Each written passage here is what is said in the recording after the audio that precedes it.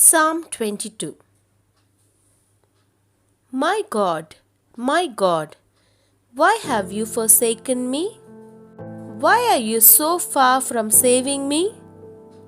So far from my cries of anguish. My God, I cry out by day, but you do not answer. By night, but I find no rest. Yet you are enthroned as the Holy One. You are the one Israel praises. In you our ancestors put their trust. They trusted and you delivered them. To you they cried out and were saved. In you they trusted and were not put to shame. But I am a worm and not a man, scorned by everyone, despised by the people. All who seek me mock me. They hurl insults, shaking their heads. He trusts in the Lord, they say. Let the Lord rescue him.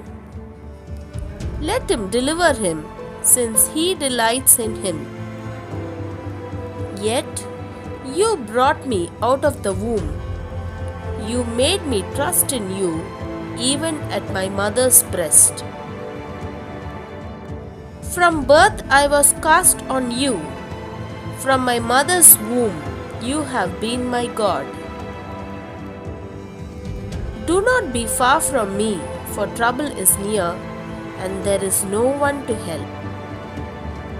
Many bulls surround me. Strong bulls of Bashan encircle me. Roaring lions that tear their prey open their mouths wide against me. I am poured out like water, and all my bones are out of joint. My heart has turned to wax. It has melted within me.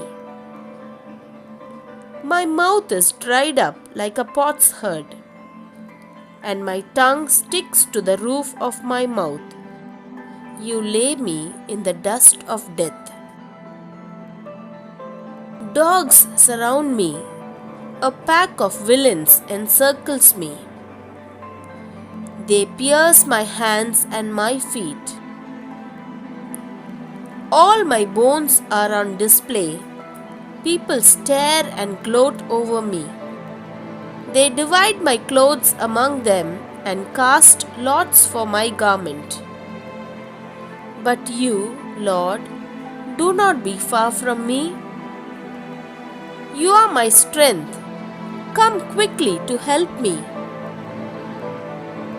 Deliver me from the sword, my precious life, from the power of the dogs. Rescue me from the mouth of the lions.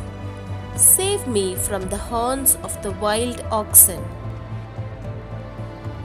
I will declare your name to my people. In the assembly I will praise you. You who fear the Lord, praise him. All you descendants of Jacob, honor him. Revere him, all you descendants of Israel. For he has not despised or spurned the suffering of the afflicted one. He has not hidden his face from him, but has listened to his cry for help. From you comes the theme of my praise in the great assembly. Before those who fear you, I will fulfill my vows. The poor will eat and be satisfied. Those who seek the Lord will praise him. May your hearts live forever.